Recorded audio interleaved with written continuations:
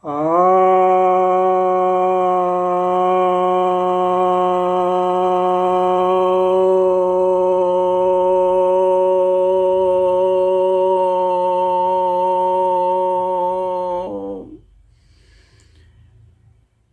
भक्तजनों को सप्रेम नमन।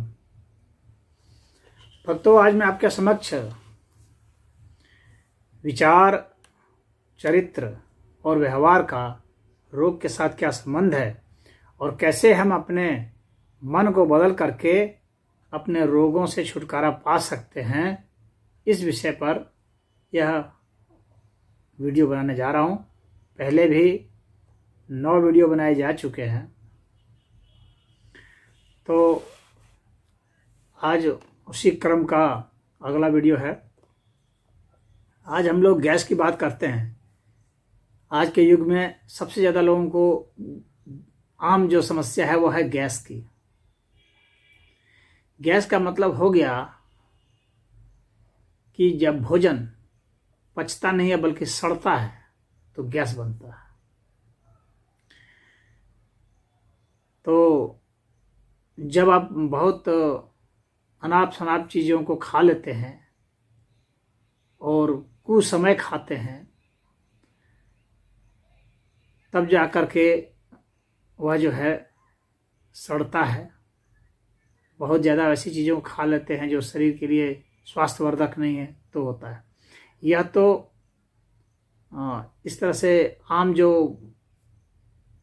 भोजन की बात है वह है। लेकिन यहाँ हम लोग बात करने जा रहे हैं कि किन विचारों की वजह से ऐसा होता है। आखिर हम अनाप शनाप क्यों खाते हैं? किसी विचार की वजह से ही तो खाते हैं। और हम उसे पचा क्यों नहीं पाते हैं? क्योंकि हमारे एंजाइम्स उतने नहीं बनते हैं जो उनको पचा सकें, उतनी मात्रा में नहीं बनते हैं। और क्यों नहीं बनते हैं? क्योंकि हमारे विचार ऐसे होते हैं जो उन्हें नहीं बनने देते हैं और ऐसी चीज़ों को बनाते हैं जो उनको रोकते हैं, वैसे एंजाइम्स को रोकते हैं, तो बाधा पहुंचाते हैं। इसके कारण जो है गैस बनते हैं। तो वे कौन कौन से विचार हैं, हमारा व्यवहार चरित्र कैसा होता है तो गैस से संबंधित, तो मैं आपको बता दूं। अगर हमारे पास कुछ छिपे हुए एजेंडे होते हैं, छिपे हुए मुद्दे होते हैं जो हम छिपा के रखते हैं, लोगों को नहीं बताते हैं, तो वो भीतर में घुमड़ता रहता है।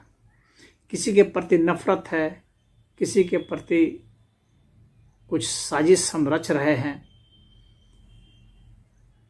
या हमारे भीतर बहुत भय है कि कोई मेरे खिलाफ साजिश रच रहा है, या हमारी कोई योजना है ऐसी जो कि हम चाहते बहुत कुछ है लेकिन वह योजना क्रियान्वित नहीं हो पाती है और हमें खुद भी शक होता है कि ये क्रियान्वित हो पाएगी कि नहीं। हमें खुद भी नहीं, ये हमारी अपनी ही बात हजम नहीं होती। हम ऐसे कुतर्क रखते हैं कि हम तो कहीं पर अपने को बड़ा बनाने के लिए तो अंट संट कुछ भी बोल देते हैं ताकि हम छोटा ना बने वहाँ। लेकिन वे बातें हमें खुद भी हजम नहीं होती हैं, खुद भी हमें नहीं लगता कि हमने जो कहा सही कहा, लेकिन वह बाद में होता है। और उसमें भी अगर होता रहता है तो भी हम बके जाते हैं, क्योंकि अंततः हम इस निष्कर्ष पर पहुंचे होते हैं कि भैया हमें हारना तो नहीं है, चाहे हम कुछ भी अंड बंड बोलेंगे।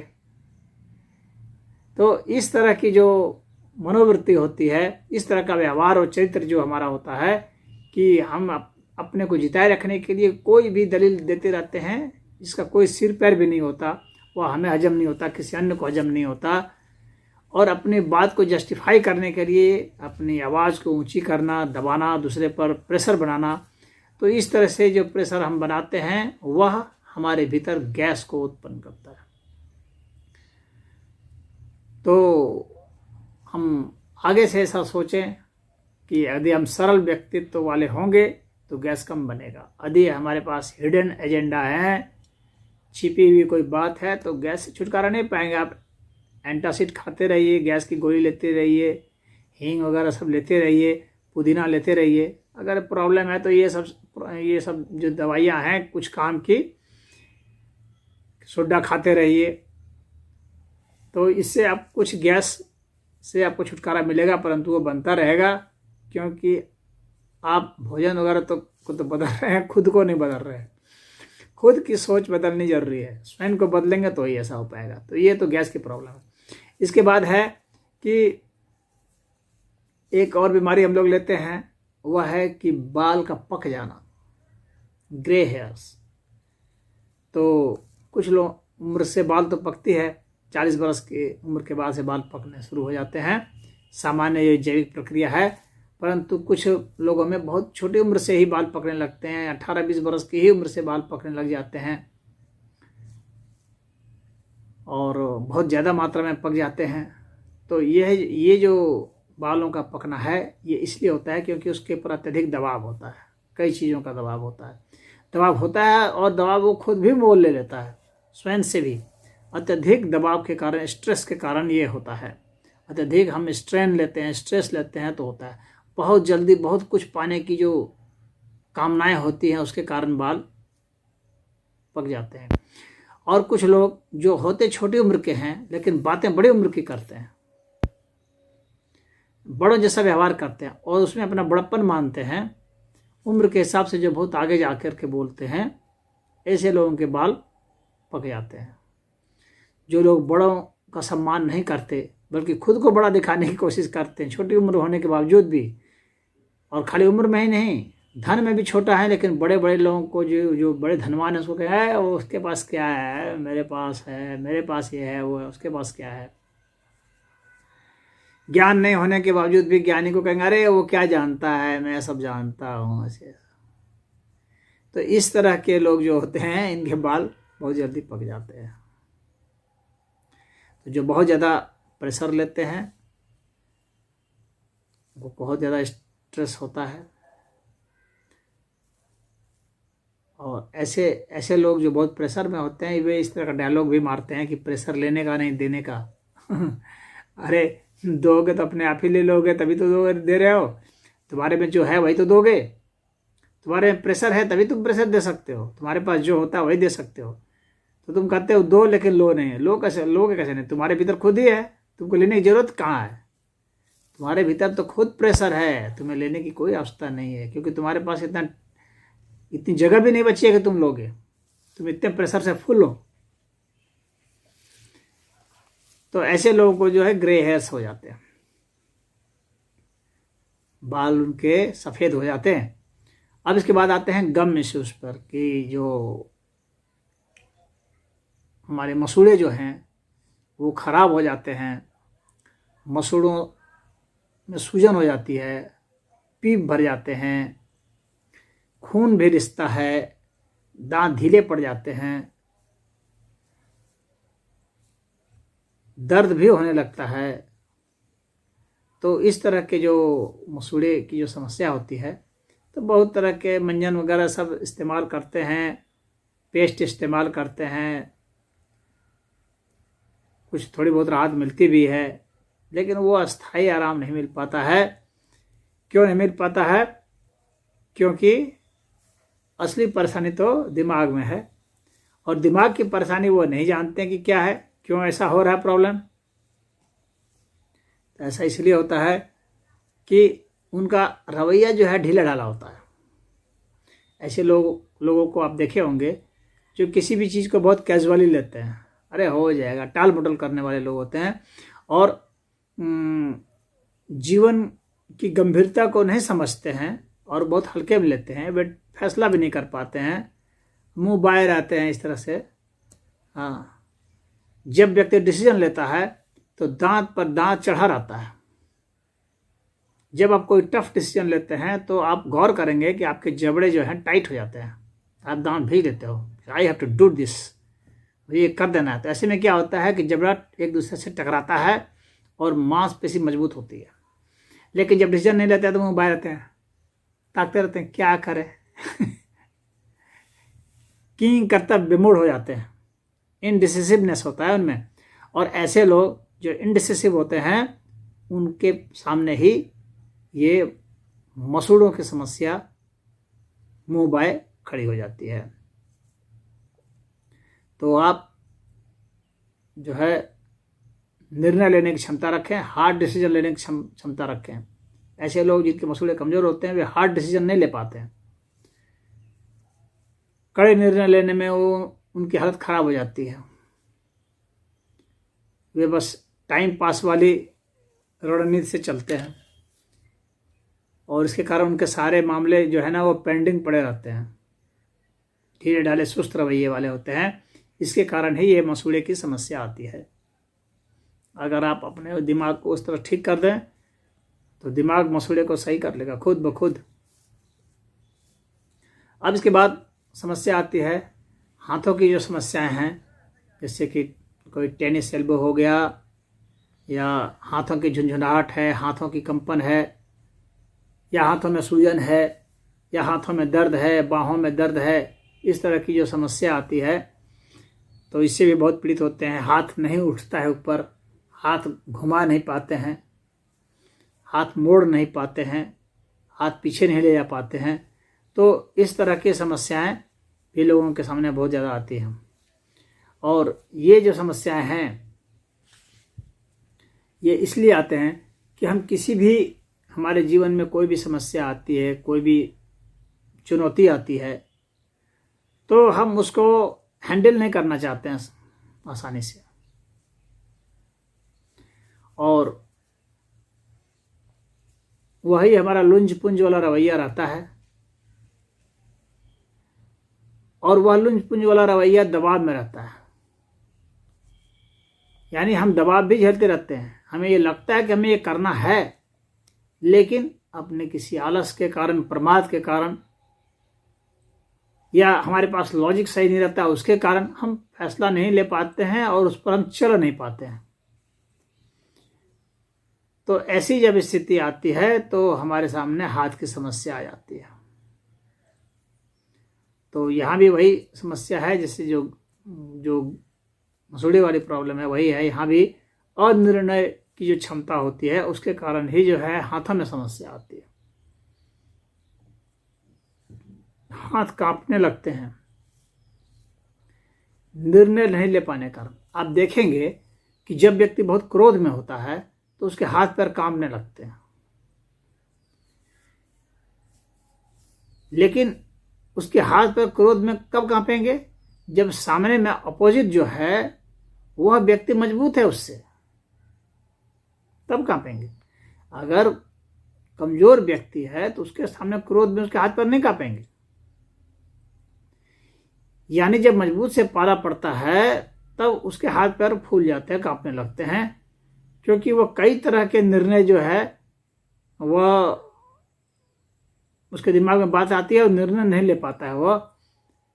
वह कई तरह की चीज़ों से रूबरू होता है, वो कई संभावनाओं को तलाशता है, देखता है कि मैं इससे लड़ नहीं पाऊंगा, ये मजबूत है, मुझे मार बैठेगा, या मुकदमा झेलना पड़ेगा, हमारे पैसे खर्च हो जाएंगे, या समाज में बदनामी हो जाएगी, ब्ला ब्ला बहुत सारी चीज़ें।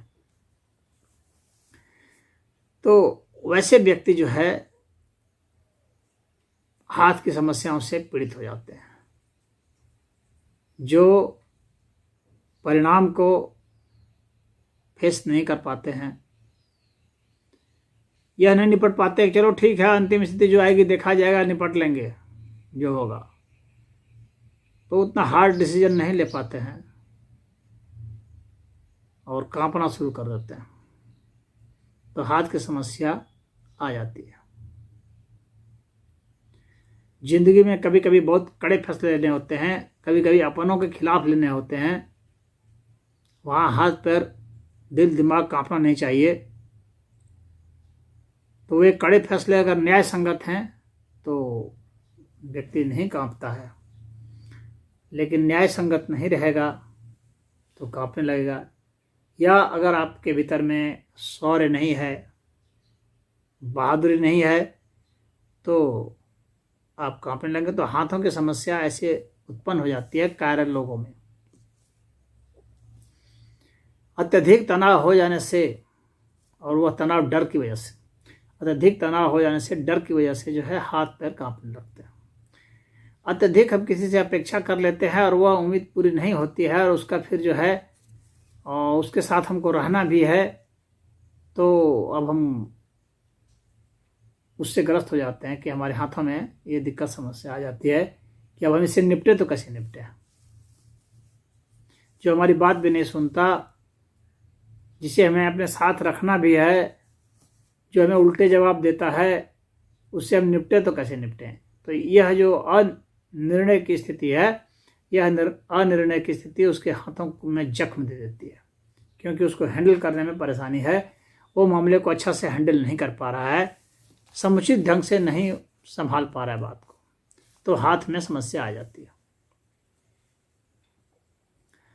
अब इसके बाद बात करते हैं सर दर्द की। कि सर दर्द क्यों होता है? सर दर्द की भी समस्या एक आम समस्या है, बहुत लोगों को सर दुखता रहता है। किसी भी चीज़ के ऊपर अगर हमें ज़्यादा स्ट्रेस हो जाएगा तो हमारा उसका सारा असर जो है माथे पर आ जाता है। ऐसे लोग जो हैं वो क्रिटिसाइज करने लगते हैं किसी को भी, तो क्रिटिसिज्म जो है इनके खित्ते आता है और आलोचना इतनी ज़्यादा इनको पकड़ लेती है कि ये हर समय स्वयं को दोष देते हैं, स्वयं की आलोचना करने लगते हैं, स्वयं को जिम्मेवार मानने लगते हैं और अपना स्ट्रेस जो है अपने ऊपर ही मोल ले लेते हैं, तो इनका माथा दुखने लगता है।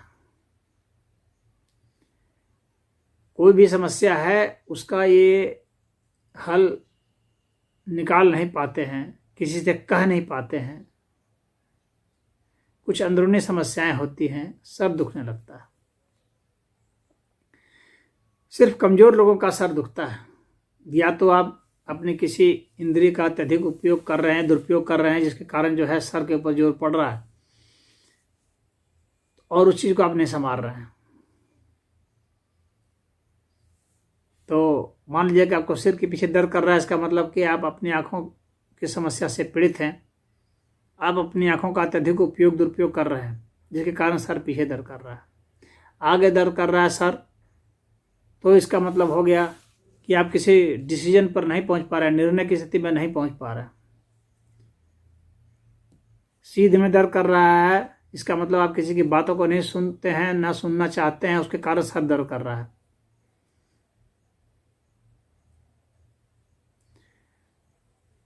तो जब व्यक्ति बहुत ज़्यादा क्रिटिसाइज करता है, किसी की आलोचना करता है बहुत ज़्यादा, और उसे उसकी ज़रूरत भी है, सिर्फ आलोचना ही नहीं, किसी बाहरी की आलोचना करने में उसका सर नहीं दुखेगा। ऐसे व्यक्ति की जिसे उसकी ज़रूरत भी है, जिसके बगैर उसका काम भी नहीं चलता, जो उसके साथ भी रहता है, उसके खिलाफ भी उसकी शिकायतें हैं, लेकिन वो कुछ कर भी नहीं पा रहा, एक निर्णय पर नहीं पहुंच पा रहा, ऐसे में सर दुखना शुरू हो जाता है। तो जब हमारा चरित्र इस तरह का होगा तो हमारे सर में इस तरह की समस्या आ जाएगी। इन चीज़ों को समझ करके हम अपने निर्णय को सही कर सकते हैं। इसके लिए शांत दिमाग की ज़रूरत है। चंदन, एक चम्मच चंदन खाइए, गुलाब का फूल खाइए, घृत कुमारी खाइए, यानी एलोवेरा एक चम्मच,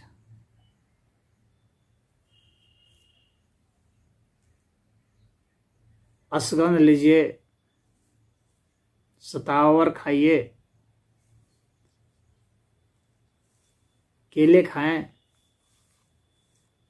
कुछ दिमाग की शक्ति बढ़ेगी, गाजर खाएं। तो इन चीज़ों का सेवन करके, फल फूल और हरी सब्जियां, सलाद खा करके हम अपने दिमाग को दुरुस्त कर सकते हैं। और सर में चंपू करें, बादाम तेल लगाएं, बादाम भी खाएं, सौंफ खाएं, तो ये सब जो है मस्तिष्क के लिए अच्छा है। लेकिन जो मुख्य चीज़ है वो मैंने बता दिया कि ये सब चीज़ें तो सहयोगी होती हैं, लेकिन मुख्य चीज़ जो है हम अपने मस्तिष्क को कैसे ट्रेंड करेंगे, हम अपने ढर्रे को कैसे बदलेंगे, उस पर ही जो है केंद्रित रहना चाहिए। तो उससे ही हमें फ़ायदा पहुंचता है। तो आज इतना ही, फिर अगले वीडियो में मिलते हैं। इस विषय पर अन्य रोगों के ऊपर भी चर्चा होगी। ओम हरि।